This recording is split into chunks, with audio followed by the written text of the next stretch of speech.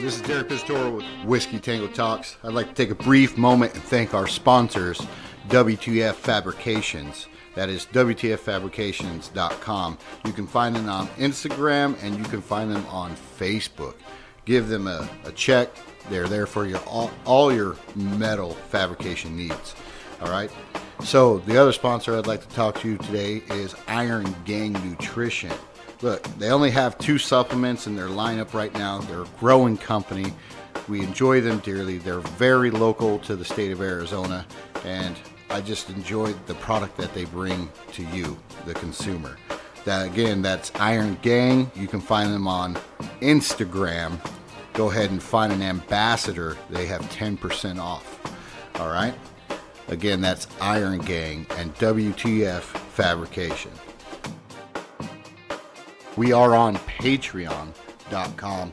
If you want to go and help us out with our podcast, apparel, and or charity events, go ahead and donate what you can. You can custom donate or you can just sign up for a monthly membership. That is Patreon.com at Whiskey Tango Talks. Okay? What we're trying to do is, if we get so many people who subscribe and or help, we're going to do a charity event where we donate to a charity of our choice using some money that was donated to us through Patreon and do a podcast while we do it. So again, that's Whiskey Tango Talks at Patreon.com. Thank you. I wanted to tell a joke about construction, but I'm still working on it. This is Whiskey Tango Talks. I'm your host, Derek Pizzatoro.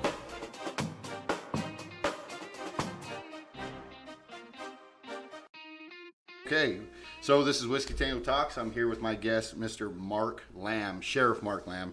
An honor to have you. Wasn't sure if we could get you. I know how busy your schedule has been between Country Thunder and, just being a star, if you will.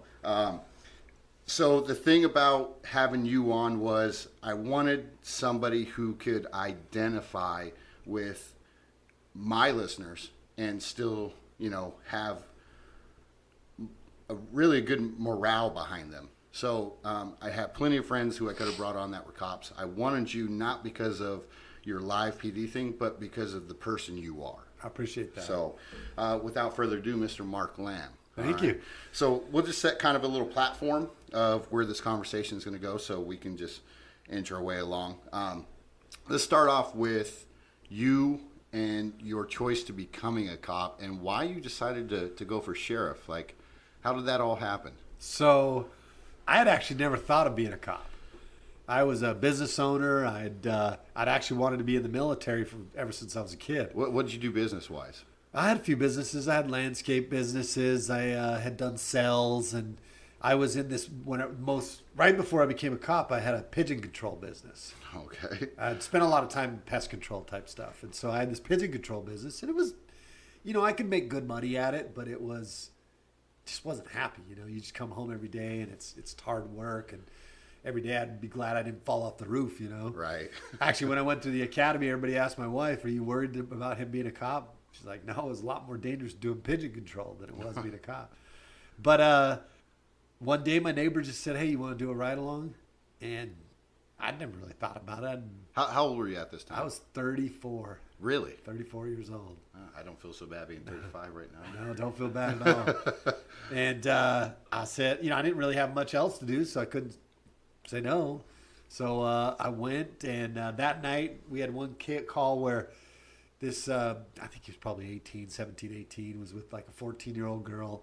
Dad caught him, kind of gets in a little fist fight with him. Kid jumps out the back window. They call the cops. So now we're looking for this kid. And this is your ride along. This is my ride along. Okay. So I'm out there with a flashlight, and everybody else they've got their tools, and we're out there looking for him and see this old abandoned trailer, and I shine the flashlight in. You get that gut feeling that something's in there. Right. And sure enough, I could just see just an ever so slight piece of skin underneath all this trash and clothes and stuff. So I'm like, hey, this guy's right here. Hooked. And you were hooked. I was hooked, man. I came home that day and I was like, that's it. I'm going to be a cop. Yeah. And I'm one of those people that like to push myself to be the best. I don't compete with other people. I compete with me. So I just push to be the best me I can be. And along the way, I've had different accolades. I got to a certain point where What were those accolades? Because I was actually going to touch on the topic. Did you make like quarterly cop of the year? So I was one of the what do they call them in the academy? I wasn't the top student, but I was I was 34. So there was other people that were young bucks. Well, young bucks, but I hung in there. Right. There. I was pretty physically fit at the time, and so I'd done really well. And then when I got out there, I was the rookie of the year. The second year I was there, I was officer of the year. The third year, I'd become a gang and drug detective. I was detective of the year. Had got a few other awards, and I just kept pushing myself. And one day, I was standing in there with the other guys. And I'd been on about 6-7 years, and I said, "You know what? I'm going to run for sheriff." They're like, "You crazy?" Just like that. Just like that. That's crazy. They're like, "You're crazy," and I said, "I don't know, man. I'm going to do it." So I applied here at Pinal County. I took a $25,000 a year pay cut. I had to start a pest control company to offset the pay difference, and came out here. It took me 6 years from the time I made the decision to run for sheriff and the time I took office was 6 years. And so it takes time sometimes, but yeah, I set my standard, set my goals high, and I was fortunate enough to achieve it. I love it. That's that's just crazy. So hooked on the ride along. Went in, just decided you were going to become a sheriff, and so what led you to Pinal County? Why Pinal County? Why didn't you go for Maricopa or? So I lived in Pinal County. Okay. I'd been a cop for a couple of years out at Salt River, then I moved to Santan Valley. So I lived in Pinal County, and I'd lived there for several years by the time I decided to run for sheriff. So that was the no-brainer of it. I knew enough to know that I needed to live in the county that I was running for sheriff Gotcha. in. I didn't know much more beyond that about politics. Right. And I'm glad you're bringing this up because Yeah. I was going to talk to you about a little something in a minute. But Okay. So you still don the vest and you get out there with your guys. Why? I was just out last night till 3 a.m. working along the I-8 trying to look for smugglers. I do it because, for one, I'm a huge believer that you lead by example. If you want your guys to do something, you have to be willing to get out there and do it yourself. And number two, I have a passion for the job. I go through a lot of crap. I have to deal with a lot of stupid meetings and good meetings, and I got to go through a lot. To me, that going out and working with the guys out in the field, it keeps you grounded, and it keeps you remembering why you do the other stuff and what it's for. You have a passion for it. I love it. Rob, do me a favor. Google, and I hate to bring up this topic, but Arizona police officer deaths in 2018. Because I think it was 278. In 2018? I think so. If I'm not mistaken, it was 148. It was 176 with canines. With or canines? something like that. Okay. How does the wife feel about you still going out? So we're huge. Being as high profile as you are now.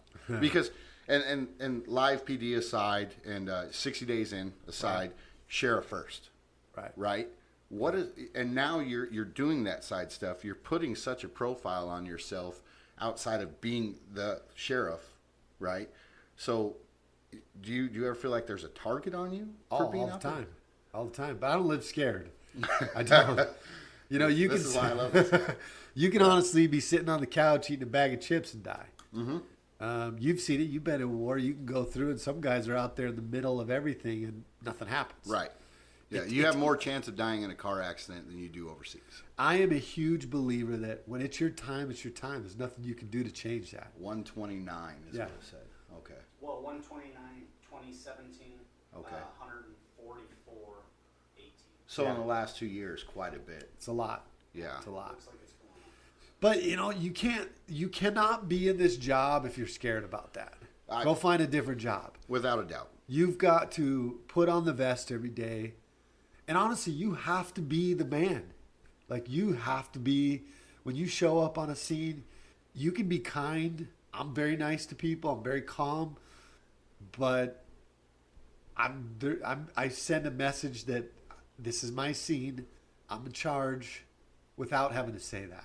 Right. And that comes with being comfortable and confident that just go do the job, man. Yeah, time and service as well. Time and service, Yeah. that helps. Yeah. I mean, I spent a lot of time as a gang and drug detective where it really shaved off all that fear or anything that you might have had. And you just really start to understand. And the older you get, you realize life's a gift, man. Every day's a gift. Live it to its fullest. And, Yeah. and I like that. And don't be scared. I like that a lot. So the dawn and age of cell phone. Okay.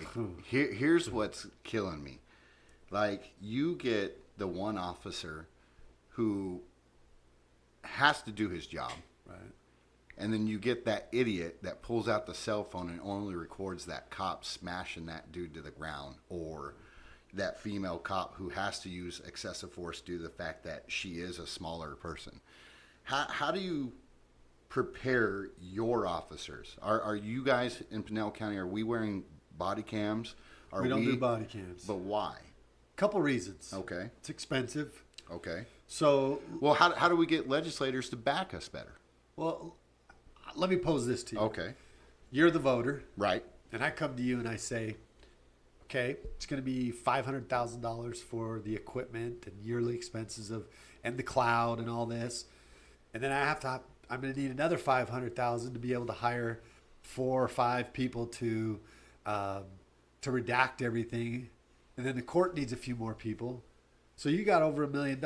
Or I come to you and say, so we can do body cameras, or I can put 8 more deputies on the street. What do you want? I want 8 more deputies on the street. I don't disagree, but I do in the same sense. I want you guys protected. So I really think do. that in my experience, yeah, the cameras hurt as much as they help. Okay, I could see that as well. And here's the other reason when you go to testify, what matters when you respond to a call is what you think, what you see, what you perceive, and that's beyond the camera angle sometimes. Agreed. And when I go to testify, and I'm testifying about what I saw, and the jury can feel my emotions about what happened. I don't talk about how I felt. You know, if I felt, I can say, look, I felt that there was a imminent danger of physical injury or death, which is why I took this decision. Right. So when you do that, the second the jury watches the video, they discount. That emotion's gone. That emotion's gone. Right. Your testimony becomes topical at this point. So, and then the other thing is I can watch this angle of you doing something, and I might not see the gun in your lap. Yeah. That camera angle over there does see it. So I shoot you right here. Right.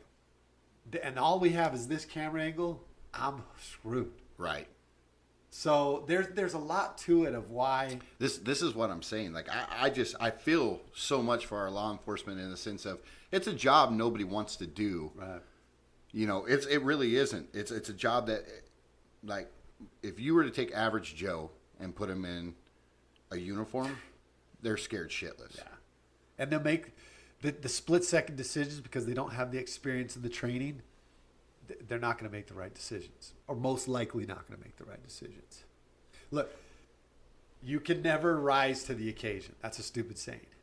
You only rise to the highest level of your training. Okay. So if you failed to train yourself, don't expect to You're rise hitting on to- every topic I'm trying to talk Yeah. about today. This is perfect. This is perfect. No, so that was the other thing I was going to say. It's training. So, you don't use cameras. You're putting 8 more deputies on the street if you can, right? What are you doing for training? You have the academy, right? Are you bringing in anybody in particular to help with hand-to-hand combat training? Like, I mean, I know distance is key being an officer. Right. Maintaining Distance is key, right? But there's those situations where you have to go hands-on. Right. What are you doing extracurricular for Pinal County and your deputies? That's a great question, and I wish we could do more. You've got budgetary issues. You've got See, I got staffing. this. I have this solved for you. I'm anxious to hear the answer. I have this solved for you. Before you solve it, let me. The other issue is what is allowable by post. So we are governed by Arizona Peace Officers and Standards Training. So they put together your defensive tactics that you can use. There's what works, and then there's what you can use. So I'm an MMA guy. Right. There's a lot of things that are very effective that fall outside. 8.5 years jiu-jitsu. Yeah. My brother wrestled jiu-jitsu as well. Like they don't right on teach us board. rear naked chokes. Right. Even then, they don't teach you to lock it in. You have to be pressured against it. So there's little tweaks to it that we can do a lot better on defensive tactics. Shooting drills. Most of us only have a budget for so much ammo and so much time off. I won't name names because I don't want to get my friends in trouble, but I just had a friend tell me that you're allotted, I think it was 50 something rounds per so long. I was like, wait, what? Yeah. How are you effectively training? They're not. That's the thing is most of the time we cannot affect, and we're not training gunfighters. We're training you just to shoot a paper target most of the time. We should be training these guys how to be gunfighters, how to aggressively handle a life or death situation.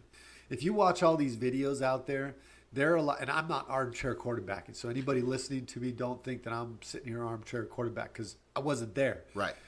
But there are so many videos that you watch where guys are so busy reaching for things on their belt, or instead of, I've never used my taser.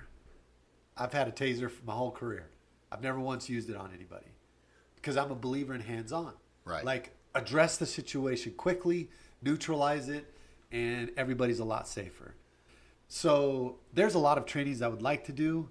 That's a long answer for saying it's not where I would like it to be. So here's how we fix it. Let's do it. And this is what I was gonna hit on this later in the podcast, but let's just dive right into it right now. When are you done being sheriff and running for the governor of Arizona? You played no, come on now. You played the political game, and this is a topic I've talked to a ton of my friends who are police officers, and they said, "Shit, if he were to run, we'd back him. We'd back him." And who is going to stop that train? You have how many police officers here in Arizona that are willing to say, "This guy"?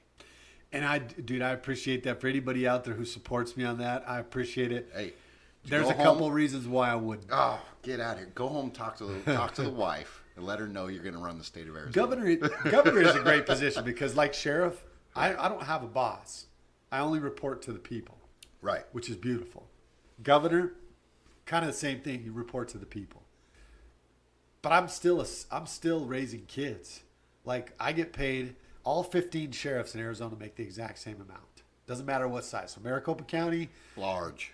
4.5 million people, 10,000 square miles, daily population of 9,000 people in your jail, $100,000. Greenlee County, 25 deputies, 25,000 people, $100,000. So I don't make a ton of money as it is, and then governor is actually a pay decrease. Governor's $85,000. I love being sheriff. I really do. Carry a cool gun. That's true. Well, I can as still governor, carry it. Who's yeah, going to as tell governor, you you can't? Yeah. How cool would that be? Yeah. The governor carrying around a gun.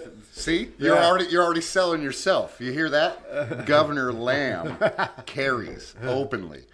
See, you're selling yourself already. You know what's funny about that is it's a double-edged sword because even if I did choose to run, which I want everybody to understand and hear me now. Okay. I don't have a desire to do Congress, Senate, governor. I don't have a desire. I love sheriff, and I'll tell you, I love it because I can affect change. I think we're eventually going to be state-ran governed by states pretty soon. It's getting to the point where California is so far gone.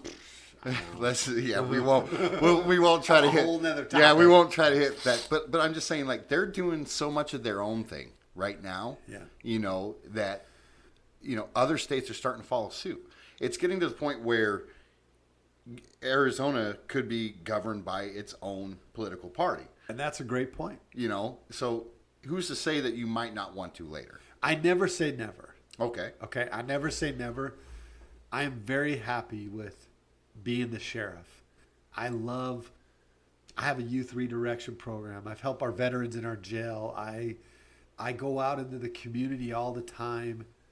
I get to carry a gun. I get to go out and work the streets. I'm so glad you're There's such a Second so Amendment guy. much of this job that I love that I feel like my voice is stronger, even on a national level. I feel like my voice is stronger. I feel like I can affect more good in the current position I'm in. That's really what it boils down to for me. I'm a very God-fearing person. If God takes me in a different direction, I'm not going to say no. Right. But I feel very comfortable that I'm at where I'm supposed to be right now, and I intend on hopefully being here a long time. So what do you do as sheriff to help your cause more? Like, how do you need to get people to sign petitions to get Yeah. you more? What do we got to do? So I'm getting ready to file my campaign Okay. for 2020. So this year will be fundraising. Next year will be campaigning. So I'm I here have for to get security, by the way. signatures. Yeah, I need some security. I'm ready. Let's go. You know, honestly, I probably should have more security than I do. I'm one of those guys. It's funny because I see other people that nobody knows out with security. Right. I don't roll anywhere with security. I'm always. Yeah, like I And saw I could- you. I somebody saw could you at easily Whiskey put- Row in Gilbert. I was just like, what is this guy doing here? Yeah, somebody could easily put the jack ski on me. No, But- no, I doubt that. Yeah, it'd be a fight. I love it. So your campaign for 2020. Yeah. What's your goal with that? Just maintaining sheriff, obviously. To win. I think that's hands down. You already got that. What do you want to focus on in the upcoming campaign? What are you going to do? What are you going to do to change things? So we've done a lot of changes. We're going to continue with those current changes. You know, we've done a lot of changes in the jail, I think. I came in, I was a bread and water guy, you know, lock them up for 23 hours a day. They deserve to be in jail. Frankly, I've had to really take a different look at how things are. And I'll tell you why. It's because I have to return those people to the communities that they live in, your community. Right. And I really take that serious that I should deliver a product back to the community that was better than what it was when it came in. Mm-hmm. And so I work hard on trying to figure out what we can do for these inmates. I treat everybody with dignity and respect. You came there. We can't change that. What can we do to change you? That's what Yeah, you're that's looking right. at. That's yeah. what we're looking at. What can we do to change you? How can I help you be a better person? Yeah, you know what recidivism is, right? Oh, yeah. Yeah. And Yeah. I'm big on recidivism. The risk to reoffend. How do we change that? Right. So We've been very successful with our veterans pod. Yeah. Our housing unit for military veterans, Humvee. It's been one of my things that I'm most proud about. We took all of our veterans, we put them in one pod. When I first did it, the media is like, well, you feel like veterans should be treated different? I said, absolutely. thank you. They serve should. this country, and a lot of the guys that are in there, their problems were precipitated by their service to this country. And not be medically treated And correctly. not being med. I got a ranger Hands in down. there right now that he just kind of got cast aside, and this poor guy's had to deal with this, and he's never dealt with it properly, and now he's finally getting an opportunity to deal with it, understand it, and he's doing so much better. I ran into 2 veterans last week at the stand down, the veteran stand down in Florence, where stand down is where they give you like medical treatment, shoes, clothes. It's really just to help veterans who are in need. I ran into 2 vets down there that were in my jail program, and one dude's tatted up, was a Hell's Angel forever, couldn't thank me enough for that program. And so seeing those kind of things, I'm going to continue doing programs like that. The next one is the young bullpen. I think you take these young kids, 18 to 25 years old, and you put them in with old school gangsters, guys, Mexican mafia guys who have been in and out of jails for 30 years. Right. Who's doing their work? It's not them. It's that young buck coming in. Wants to put in work, wants to find his place in there, in that crew.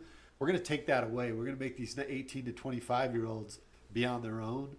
And hopefully we can, if an 18-year-old or a 19-year-old lands in there, instead of him becoming a career criminal, we can keep him. We can get him back out and get him back contributing to society. I like that. I like that a lot. I told you before the podcast started, I worked with youth. My big issue with a lot of the youth facilities, not just in Arizona, but across the country, because I've traveled for my old job, Arkansas, Texas. My issue was some of these kids are just in bad houses, right? Then they're put them in programs where you have these kids that have committed crimes. So now you have a circle of kids who committed crimes and kids who just come from bad homes. What do you think those kids that are coming from bad homes are picking up when they leave that place? Oh, yeah. You know, and it's just like we're creating more criminals. How do we change that? Well, we really can't because CPS is flooded with children. And it's outrageous. Like at any given time on the site I worked at, we were at 380 kids. And they're there 24/7. So I like your bullpen idea. Well, I started my youth redirection program. You texted me right after that one night. Yeah. What's that about? What I did is when I got out here, I hate seeing these kids catch charges for like possession of marijuana. Right now, it's a lot of the oil, which the oil is actually considered, hash oil or honey oil. That's actually considered a narcotic. Sorry, freaking allergies are killing me. You're good. That's actually considered a narcotic, and so that's a heavy felony. That's like a class 4 felony. So these kids, I hate seeing these kids catch charges. In Arizona, if you get arrested as a teen, it never goes away. So your record gets expunged, but the arrest never goes away. Right. So let's say you turn your life around. You got busted for prescription pills at 16. You turn your life around. You put yourself through nursing school. You go to apply for a job. The hospital comes back and says, hey, what'd you get arrested for at 16? Right.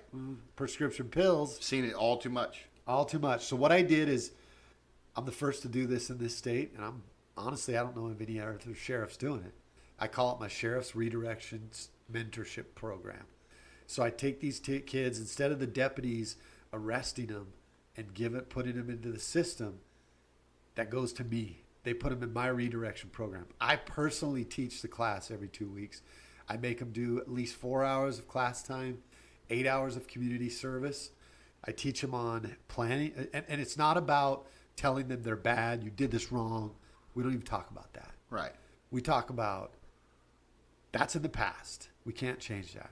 All we can change here is your value and how you live your life moving forward. I said, so we're here to teach you to be a better person. I teach them about planning and goal setting. I talk to them about the dangers of sexting, social media, digital media. Yeah, dude. Sexting is huge. People don't realize that, a 16-year-old boy messages his 15-year-old girlfriend. Parents find the phone. Now he is being charged with, Or even worse, 17-year-old with a 15-year-old girlfriend. Now he's 19. He still has those pictures in his phone. Right. That's child pornography. You're in trouble. You're in big trouble. Yeah. So I took these kids and I teach them about the sexting, digital media. I teach them drugs and alcohol class. And then the last class is a career night. A month ago, I had the Army recruiters in there talking to them. And the whole goal is to make them understand they have more value than what they are currently think they have. I make them go around and tell me about their week at the start of it in front of all the other kids. And at the end, I make them tell me something good about themselves. Are you piss testing them at all? No? No. You know what? They asked me that, and I said, look, we're doing the honor system here. I expect you to be that's hard. The best you can be. Yeah, that's hard. I can't really make them do that because I'm doing something completely different. It's a service. It's not a diversion program. Right. There's statutes for diversion. This is something outside the box. And at the end, I had to look and say, what was the reward? What's the risk? I always look, what's risk versus reward? The reward was worth the risk. And I'm not doing anything. The sheriff's in charge of charging. I'm responsible for sending charges forward to the county attorney's office. What we're doing here is we're saying, I'm going to hold the charges, show me that you can be different, and I won't submit the charges. And it's gone. When they're done, I had a bunch of graduates last night. What if they reoffend? Then they have to pay the price for those. If they reoffend while they're in my program, they're going to get charged for what they already were there for, plus the new stuff. I like it. If they reoffend 2 weeks after they finish the program, they only deal with what they got, the new stuff. To me, it's done. That's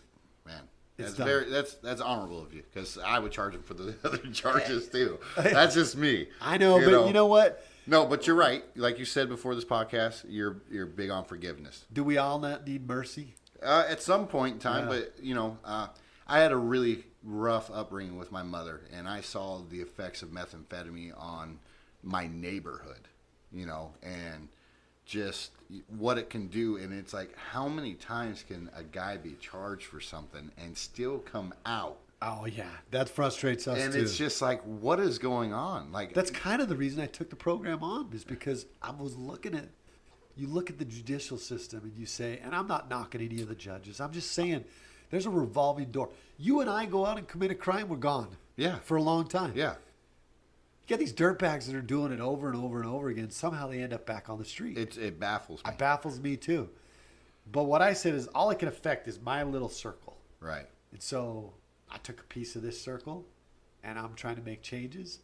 And honestly, if I save one kid out of 100, is it not successful? Yeah. I like it. So I like it. I That's mean, the importance of voting too. it is. That should Yeah. be like, you know. Really is. I like it. Well, hot button topic. How do you said you were just out till 3 a.m. doing I-8, Yep. right? Hot button topic. How do you feel about the wall? I love it. So I'm a pro border security person. I think in this country, too many people have gotten hung up on the wall. The wall is a piece of border security. Thank you. Border security entails sensors, cameras, bodies, making sure we have enough troops on the ground. I want to see more funding come to the local agencies.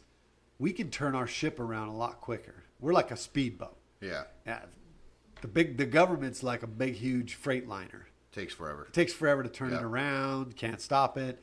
So I would love to see more money come to us. You can see in the media, anybody who follows me, I've been to the White House 6 times. I was with President Trump down in Calexico. What he is doing for this country, I cannot not support him. It's overseen, though. Yeah. It's overseen. People don't realize what it is because you have media outlets bashing this guy for being X, Y, or Z, racist, you name it, and they're not looking at the big picture of what he's really trying to do. I don't necessarily dislike him. I don't like him in certain aspects, but I respect what he's doing. And when I say I don't like him or dislike him, I just think, okay, you can tone it down a little bit and be a little more tactful. Yeah. You can be somebody who people respect versus somebody go, why did that come out of your mouth right now? You know what I'm saying? Like, quit being a goddamn comic book character, pardon me. Yeah. And start acting like the President of the United States. Other than that, I love the guy. I love what he's doing for the country. Yeah. And I don't think people see it for what it is. They don't. And hopefully most people are only getting their perception of him is what they see in the media or what he posts. Right. The guy is crazy like a fox. So when Yeah. he's posting stuff, there's a purpose to it. He gets I love under there and how gets under their people skin. don't think that he doesn't know he's being made fun of. The guy is very savvy. He knows. And really what he's done is really polarized a lot of people in this country, which is what we needed. Like a doctor checking your reflexes on your knee, bangs you right on the knee, see if you got reflexes. And we kind of needed that in this country. We needed to be challenged. Look, it's not a fight until you meet resistance. Right. Okay? So we needed to be challenged. I will tell you this, because I've been around him multiple times in person, and my takeaway has always been the same. No matter what you think of him, this man cares about America. He cares about freedom. He cares about border security. I have never once sensed that he is racist in any way. And I think it's unfair for people to say that. And I see so many people on social media just posting things. They don't know the person. No. Like, why would I ever chime in on you if I didn't know you? Like, just because of what the media says. So I think he gets a bad rap, but I support him. And I'm very outwardly supportive. I've drawn a line in the sand. And the reason why is because this man is mercilessly attacked for his stance, for trying to protect this country. The least I can do as a sheriff is stand behind him and say, yes, we need border security.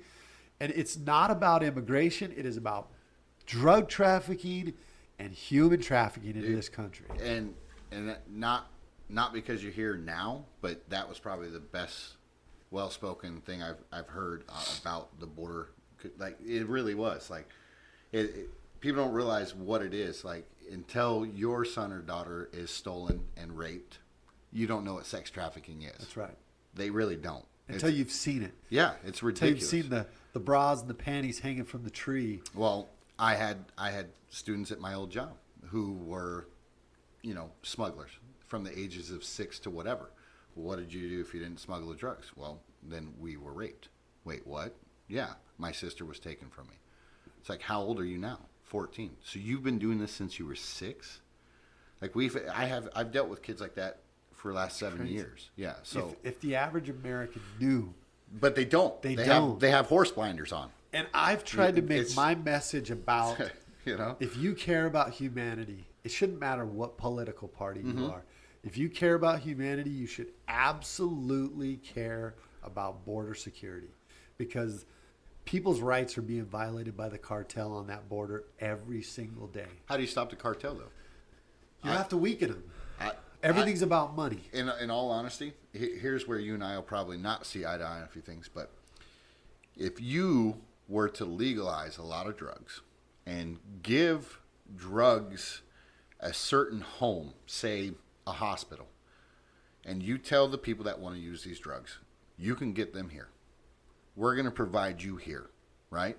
Now you take those drugs out of the cartel's hands, and you're stopping those drugs from coming over because you're presenting those drugs in a drug area that you can give those drugs to people under supervision. Yeah.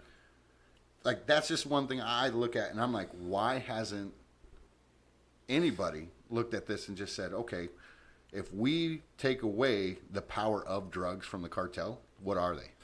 And I totally understand that, and I'm going to tweak that just a little bit, because I think that you don't have to wait till it gets to that point. So I think you can weaken them long before the drug part. So I say you don't accept that part. Where we need to stop them is on the front end, where they're making all their money. Right, probably half of their money is being made off of bodies right now, bringing people into this country. Coyotes. So how do you deal with that? Right.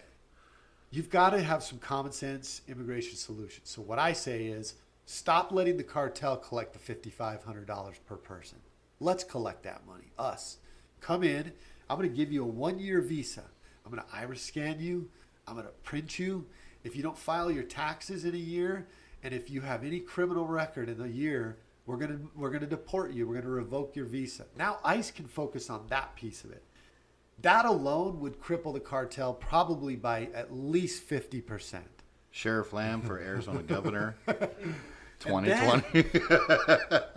And look at what else it does. There's so many outreaching factors of it. Like, how many people have been in an accident where somebody who was here illegally crashed into I have. Because they didn't have insurance. Mm-hmm. Would they have bought insurance probably if they were here legally? Right. Yeah. Most of these guys, if they had the opportunity, would dot every I and cross every T. Yeah. They'd get their license. They would go have insurance. And they would treat that visa like gold. But when you come here and you're not going to, when you give somebody softball, if you pay for everybody for softball, you struggle to get 10 players every week. Yeah. Make everybody pay, and everybody shows up every week. It's no different. Make these people pay to play. Then we can monitor them, and now we can focus on the drug piece. And that is a beatable war. I like that. I like that a lot. That's you hear that, Rob? That's a different take. I like it. Yeah. I like it. So it's much like what you're saying, except instead of conceding on the drug Well, part, it's taking away from them rather than attacking them. Right. Just taking away their gain. Yeah. I had a friend. I had a friend once ask me. He said, "What would you do if you could?" I said, "I honestly, like job wise, if I could create a company that was just, pretty much, trying to think of the word, kind of like Blackwater, yeah, right? Oh yeah. So what did Blackwater do? They were, a subcontractor who went in and did the dirt, Right. Well, I'm surprised we don't have a subcontractor on the border doing the dirt. Like I really it's Who knows? surprising. Maybe we do. I don't know. Seriously, yeah. So my grandfather, he owned a leather factory in Mexico. Wasn't a native of Mexico, never born there. He just decided to take his company there. Went down there, remarried. Took him 7 years legally to bring his family up here. And when people tell me about immigration and border patrol or border, the wall and border control and this and that, I tell them my grandpa did it, and it took him 7 years to do it. But guess what? It was done right, and his family is very thankful for it, and they're living a great life.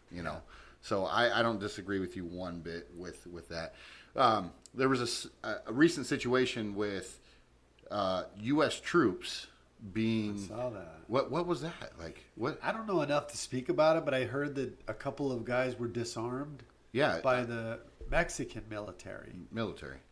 Which 90% of them are cartel, from what I hear. I mean, I hate hearing it. How did that happen? I don't know enough about the details. Yeah. I've learned to not. U.S. soldiers disarmed by.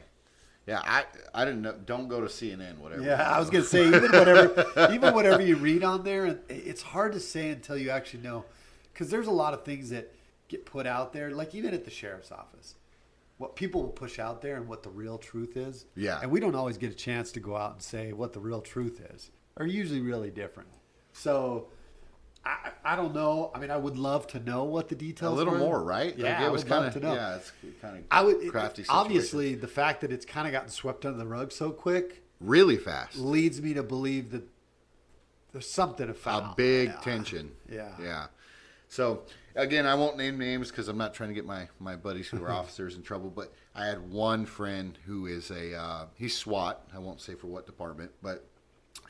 He told me a very interesting fact about the quality of police officers that are coming through Academy right now. I was told, not just from him, but from somebody else, that the Academy's gotten soft. Not only has it gotten soft, but the comprehension level of certain areas, and I'm not going to say what the areas are, were very low standard. And not just in one area, but across the board for some. How do you effectively make sure the candidates that you're bringing into your academy are doing what they need to do and doing it well? How do you get good cops on the street, Lamb? That's tough. I'm being dead serious. So what I've said is this is it's like we're all fishing from the same pond. It's kind of a murky, muddy pond right now, and there's no more bass. Yeah. There's very few bass, and it's mostly koi fish and a bunch of other fish. It's hard to find, and we're all fishing from the same pond. And so a lot of it is a generational thing. Like we ask all these guys that come in, have you ever been in a fight before? No, I've never been in a fight. I'm like, well, you're going into a job where you're probably going to be on a fairly consistent basis, have physical altercations with people. And, how do you prepare them for that? If they've never been in a fight, I can throw them in there with a couple boxing gloves on in the academy where they know that something's going to save them in a minute. What about when you've been in jiu-jitsu and you've been put in positions and you start to learn what you're capable of tolerating. The pain, I can take a punch, I can get choked out, I know this crossface hurts, but it's not going to put me away. So you learn things. So how do you teach that? I don't know. This is something that all of us in law enforcement are dealing with right now. And I don't even know how to answer that. Yeah. Because I don't want to get into... I'm not trying to put you on the spot. I don't want to disparage the people that are coming in. I do worry about the future of... Because I think even the way they've changed the retirement from 20 to 25 years, now they're looking to change it again. Ridiculous. What we're doing is we're turning this a career. We're turning it from a career into a job. And this generation is already kind of like, I'm good. I did it for a few years. I'm ready to move on. Like the rest of us were like, nah, man, I went through hell through the academy and a lot of other stuff. Yeah. I'm not going anywhere. Well, it's like the military. When I left basic training, there was a situation where a kid had stolen a laptop from the drill sergeant's office so he could email his girlfriend. and we're on an FTX, which is like a field operations, right? Get done digging my little half shelter, and get ready to go to sleep. In my underwear, Drill Sergeant Apolito comes out of nowhere. He grabs me, says, "Come here." It's like trying to get my pants on. He said, "Nope, grab your battle buddy, get your asses up, let's go." And I'm thinking to myself, I'm in my underwear. What is going on, right? So he takes me over. There's this kid, and he's standing at parade rest, just shaking, right? And he said, "This swine right here thought it was okay to steal from me. How does that make you feel?" I said, "It's none of my business, really. Yeah. Drill sergeant, no disrespect." He said, "Well, I tell you what, you kick this son of a bitch in the chest, or I'm going to kick you in the chest." I looked at him, I looked at the kid, I just, "Hey, dude, I'm sorry." Didn't know what else to do. Bam, kick this kid in the chest, right? He tumbled down the hill. Drill sergeant go down there and pick him up. He said, "You going to kick him again?" I said, "I really don't want to. He didn't do nothing to me, Yeah. And he said, "Go on, get back to your half shelter. This didn't happen." And it's stories like that from basic training where I'm like, that shit was real. Yeah. And then I hear stories about basic training now where a drill sergeant's in your face and you hand him a little yellow card and you say, I can't handle this right now. Like, what are we coming to? I need a timeout. What are we coming to? I don't understand it. And people are text messaging during basic training now. You get your cell phone in the evenings. That's crazy. I look at that and I think, if our militaries come to that, what is our law enforcement coming to? What are our schools coming to? Like, what happened to that? It baffles me. So I understand when you say it's getting kind of murky with the recruitment and people. So, yeah, but it's tough. That's a tough one. Well, we like to do a segment on Whiskey Tango Talks called Tell a Joke. Okay. You got one? I do have a suggestion for a joke that you might tell from my daughter. Okay. Oh, And my that's producer's got a joke. All right. the best cop joke you've ever heard. All right. The best She cop wants to joke. hear that. She wants to hear if Oh, you. the best cop joke that I've ever heard? Yes, that you've ever heard. You've had to have heard some doozies. I don't, honestly, you'd think I would. The way I figured it, like, there had to be the guy. I mean, I always at like the house one that party. says, why God created cops, right? Why? Because even firefighters need heroes. That's a cop joke. That's good. Tell all my firefighter buddies, eat that one. Yeah, I got a friend that's in Salt River Fire right now, another one in Mesa. So, yeah, they'll love that. I like that. That's pretty good. Yeah. Well, shit, man. I appreciate your Oh, time. man, I appreciate it too. And if I could do a little plug, I do a. No, please. Whatever you want to put I've got my out. charity, my American Sheriff Foundation. So when I got into this, I wanted to make sure I did something. Before we go further, Okay. I do want to say this. Patreon. We are taking any and all kind of donations. And Mr. Lamb was talking about charity. Myself and my producer, all proceeds that you give to Patreon for donation, what we want to do is some of that's going to go to apparel, right? T-shirts, stickers for our Whiskey Tango Talks. We're going to take part of those donations and we want to give to a charity. So, Mr. Lamb, your charity, Awesome. what My is charity is American Sheriff Foundation. You American can check Sheriff us out Foundation. at AmericanSheriff.org. Our mission is to bridge the gap between communities and law enforcement. Just to give you an idea, you can go on my website and watch all the videos. But yesterday, Oh, dude, we can't wrap it up yet. Go ahead, though. Go ahead. So yesterday we had a family that Deputy McElwain from Live PD. Right. He calls me and he says, "Hey," Which I met you with at Whiskey Right. Row. Yeah. Right. Okay. So he says, "Hey, I got this family, this kid who hasn't been to school in a week, and it's because he has no shoes." And I said, "You know what? I want to be part of this." So we all met yesterday. He called me in the morning, and by the afternoon we had met at Santan Mall at the van stop. That's not Pinal County. No, it's not. I wish if we had a Vans in Pinal County, I'd have went there. Right. Yeah. So we went over there and we got not only him some shoes, but we got his siblings some shoes and his mom some shoes and got him a couple shirts.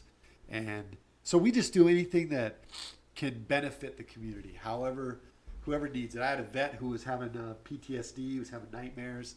He had a horse and a lady kind of reneged on the deal and took the horse back. And so we bought him a horse through the prison's wild Mustang and Burro program. Okay. And honestly, he's doing great. I see that he called me and he sent me a few messages about the horse. So we just try to do anything that's Again, good. that's American Sheriff. American Sheriff Foundation. You can go to AmericanSheriff.org, and pretty much all the donations go to Well, hey, look, the cause. our Patreon, that's our first charity right Awesome, there. man. That'll be our Appreciate first charity. I didn't even touch on Live PD because I don't even see you as a celebrity, man. Like, to me, you're my sheriff. You know, how was that?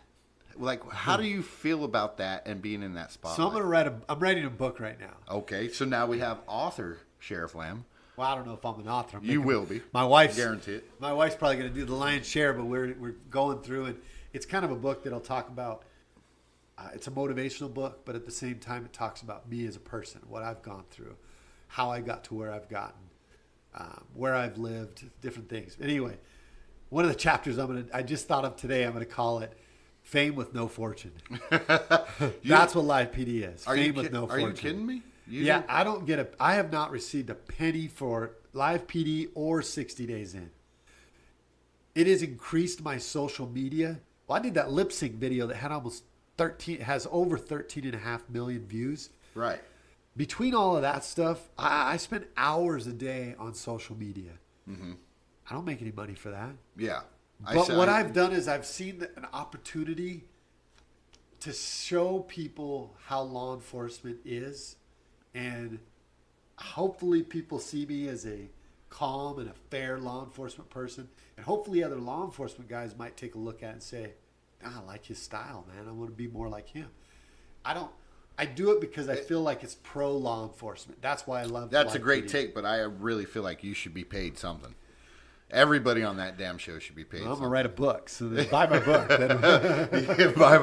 What, you got a title for the book name or no? American Sheriff. Okay, so that's my Instagram, American Sheriff. American Sheriff, yeah.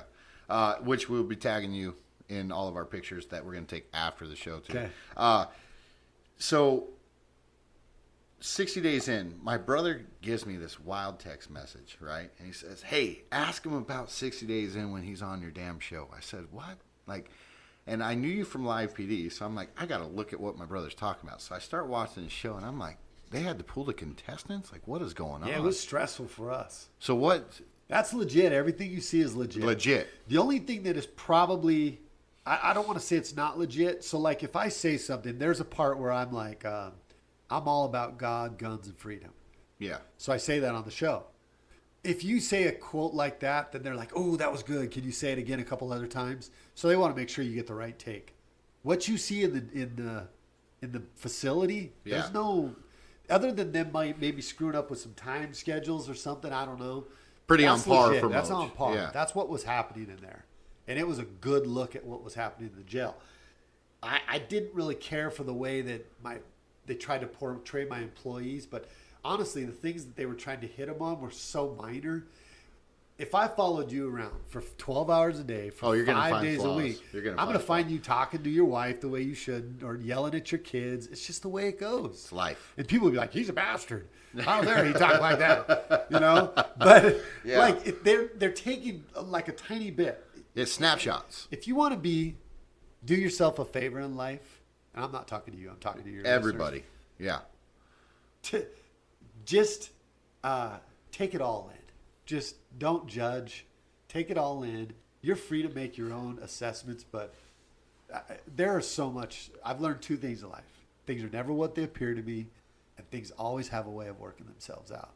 Yeah. Remember, things are never what they appear to be. There's a reason. There's a why, as always, to what happened. I love it. Well, my stepdad, my dad, is a big time veteran advocate. He rides with the Legion Riders. Anytime you guys need something, please don't hesitate to text. I'll get them out there. You need my help with anything, you need to come back on the show. We'd love it. I'd appreciate it. I'd love to have you down there talking to the vets. Dude, more than welcome. Yeah. In fact, I'm having a guy named Roman Rizzo. I know you're listening, dude. Come on the show. So Special Forces. Yeah. Got out, had severe PTSD issues. I don't know if you've heard of him yet, but I call him Mr. Arizona right now because he's done so many damn interviews. But he, Special Forces, got out, severe PTSD issues, didn't know what to do with himself. said, you know what, the one thing I love that I need to get back to is wrestling. Walked on at ASU, they scholarshiped him, and he's wrestling with ASU right now cool. at like 34 years old. That's cool. Like he's doing it, dude. That's you know, so he's cool. doing it. He's I love that. Yeah, and so I'm, hey man, how's the training going? Oh, it's really cool, dude. Like they told me to go train with Bader, and I'm like, what? He's like, yeah, Ryan Bader from Bellator, ex-UFC, yeah. So he's training with him now with wrestling and everything. He just did CB Dalloway and all those of guys. them. Yeah, He's training with all of them right now. And so he just went to San Diego, I think, or Nevada for like a troops wrestling thing, and he's doing well. But I would love to have him come out and talk to your vets. I'd love for you to come down and talk to him, and even if you want to do a podcast in there with one of the vets, Oh, we'd love it. that would be awesome too. We love So- it. Everybody has an interesting story, and that's what we're about. We want to put voices out there. Yeah. The last guy I had on, father of 5, lost his wife in a car accident, come down to Ironwood, and that podcast has gotten it's tremendous. The outreach that I have gotten to tell that man, hey, he gave me a perspective about life that I thought I was bad. So it's all changed. Yeah. So. But again, I appreciate you coming on. I appreciate you. Seriously. It's been fun. Yeah, it's dude. Like Anytime. this- I know you got to have different guests, but if you ever need to No, come no. back, let me know. Oh, for sure. Yeah. Please. Yeah, We'd I to love have doing you. these things. It's good. I think it gets the good message out there, and I think for those of us freedom loving, God fearing, gun carrying Americans, it's good to know that there's people out there Yeah. protecting. With it. that being said, we're gonna wrap it up so we can give you your present that his daughter made for you. Ooh, nice. So, What's all her right. name? My daughter's name is Adasia. yeah, Is this Adasia. still recording? Yeah, we're still on. All right, Adasia. Thank you. Thank you. I don't know what You- it you is yet. I'm grabbing it now? excited. Is it in here? Yeah, it's in there. Go ahead. We're still recording, so we're Okay. on. This thing's kind of I like it like this. it's different. Don't tase me, bro. Don't tase me, bro. She welded That up. is awesome. Get a couple of pictures.